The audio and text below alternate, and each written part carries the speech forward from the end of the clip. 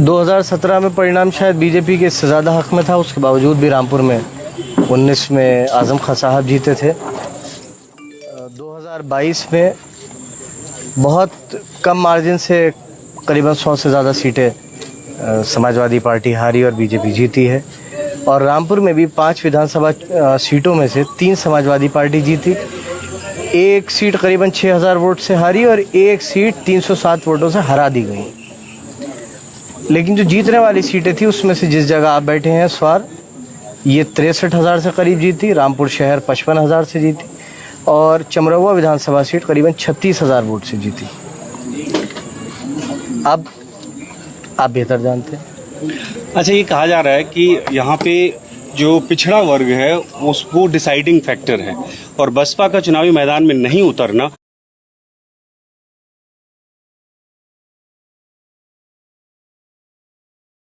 क्या लगता है ये नुकसान देगा आप लोगों को? देखिए, मैं आपसे एक बात कहूँ, रामपुर में चुनाव कभी ना तो मज़हब के नाम पर होता है, ना ज़ात बिरादरी के नाम पर होता है। यहाँ चुनाव काम के नाम पर होता है।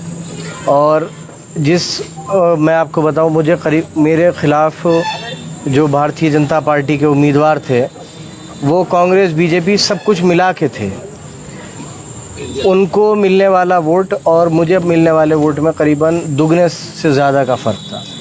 और उस वोट में हिंदू भी थे, मुसलमान भी थे, सिख भी थे, ईसाई भी थे, अगड़े भी थे, पिछड़े भी थे, दलित भी थे, इंसान थे।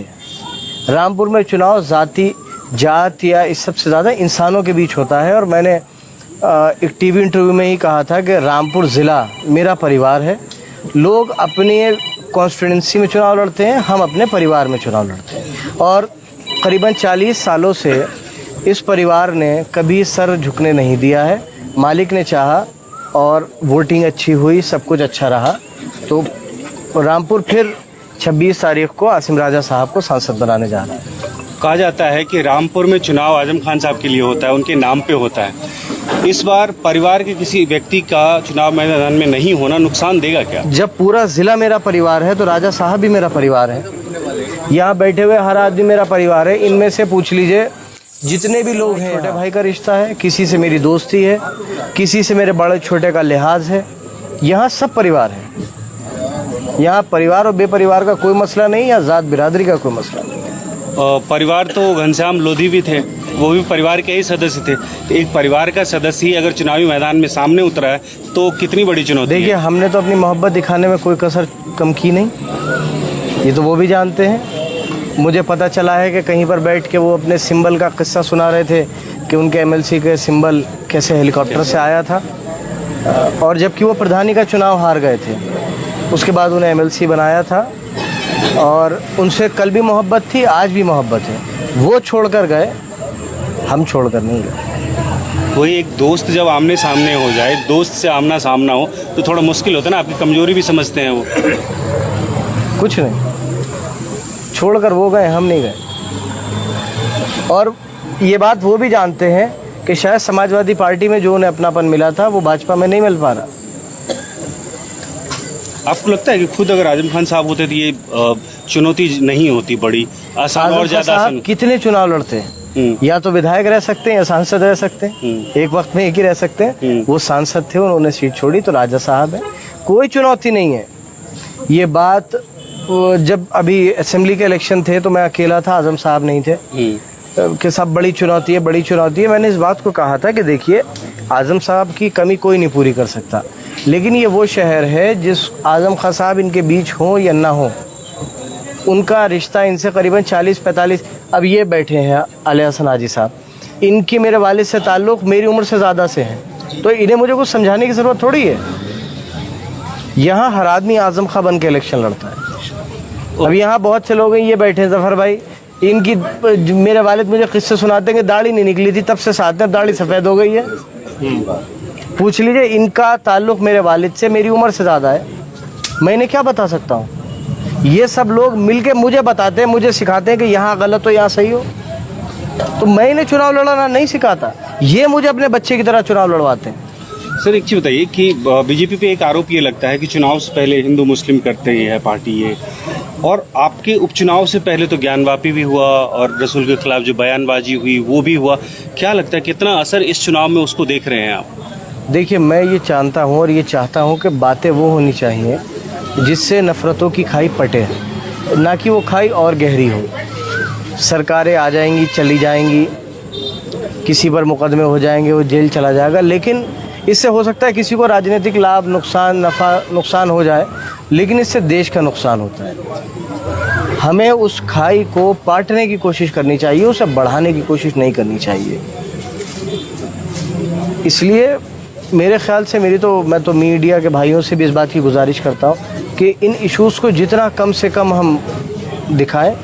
हम बात करें कि कितने नौजवानों को रोज़गार मिला, कितनी महंगाई कम हुई, क्या मेडिकल फैसिलिटीज़ बढ़ी, क्या हमारी आगे कोरोना जैसी किसी महामारी से लड़ने की क्या तैयारियां हैं। अगर इन चीज़ों पर बात होगी तो देश ज़्यादा आगे बढ़ेगा। बिल्कुल आप सही कह रहे हैं, लेकिन पिछले जुमे की नमाज के बाद भी देखा कि सिर्फ उत्तर प्रदेश में ही बात करें तो कई शहरों में हंगामा हुआ। अभी ये भी कहा जा रहा है कि 17 तारीख को अलग अलग शहरों में तैयारी, तो लग रहा है कि इसका कुछ असर इस चुनाव में भी होगा। मैं आपको एक बात बताऊं, जुमे की नमाज के बाद पहले भी प्रोटेस्ट हुआ करते थे। ये जो पत्थरबाजी का एक एंगल निकल के आ रहा है, आज से पहले ही उत्तर प्रदेश या किसी और इस तरफ के स्टेट्स में नहीं देखा गया। अगर ऐसा हो रहा है तो भीड़ में 5, 8, 10 लोग जो भी मिलके ये बात कर रहे हैं, ये हरकत कर रहे हैं, वो वहाँ तक कैसे पहुँचे? इंटेलिजेंस कहाँ था? लेकिन आप 5, 10, 8 लोगों की गलती की सज़ा एक पूरे शहर को या पूरी एक बस्ती को नहीं दे सकते। अगर किसी ने 8, 10 लोगों की गलती है, उसके लिए आप पूरे मोहल्लों को थाने में बंद करके बेरहमी से नहीं पीट सकते। पुलिस है, पुलिस को इख्तियारात हैं कि आप अरेस्ट कीजिए, कोर्ट के सामने पेश कीजिए, जेल भेजिए, चार्जशीट लगाइए। न्यायालय को अगर लगेगा कि उसने गलती की है तो न्यायालय उसे सज़ा देगा। किसी पुलिस वाले को सज़ा देने का अधिकार नहीं है। ये जो जितने भी वाक़यात हो रहे हैं, इनकी आड़ में जिस तरीके से पुलिस की बर्बरता सामने आ रही है, वो इंसानियत के लिए एक बहुत बड़ा बदनुमा दाग है। आप हर एक लकड़ी से हर किसी को नहीं हाँक सकते।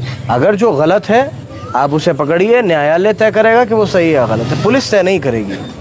गुंडा एक्ट लगा देना, गैंगस्टर लगा देना, ज़िला बदल कर देना। हम तो बचपन से, जब से आँख खुली है, 20-30 साल में बहुत सी सरकारें आई गई, तो गुंडा गैंगस्टर एक्ट किसी पे पूरे ज़िले, 2 ज़िले, 4 ज़िलों में लग गई तो लग गई। अब तो हर चौथा 8वां आदमी है कि ये कौन है साहब, इन पे गैंगस्टर लग गए, ये कौन है। बिल्कुल बिजनेस बन गया है, बिजनेस बन गया है। आपको आप रामपुर में निकल कर देखिए, बिजनेस बन गया है रामपुर में। उत्तर प्रदेश में बुलडोजर का खौफ, लोग कहते हैं कि कोई भी आप दंगा करेगा, फसाद करेगा, सरकार की तरफ से बुलडोजर आएगा, उसका घर तोड़ दिया। किस कानून के तहत? कौन सा कानून है? अगर कानून है तो उसकी किसी धारा में ऐसा कोई प्रावधान भी होगा। अब देखिए, गरीब कमजोर लोग हैं। प्रशासन ये कहते हैं कि हमारे पास कानून है, जो जवाब मांगेगा उनको हम देंगे। कौन सुन रहा है? कौन सुन रहा है?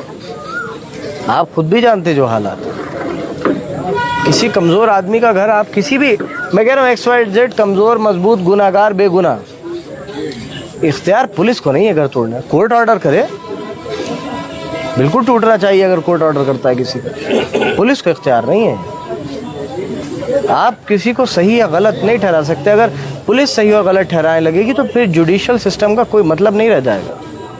Thank you sir, thank you हमें समय देने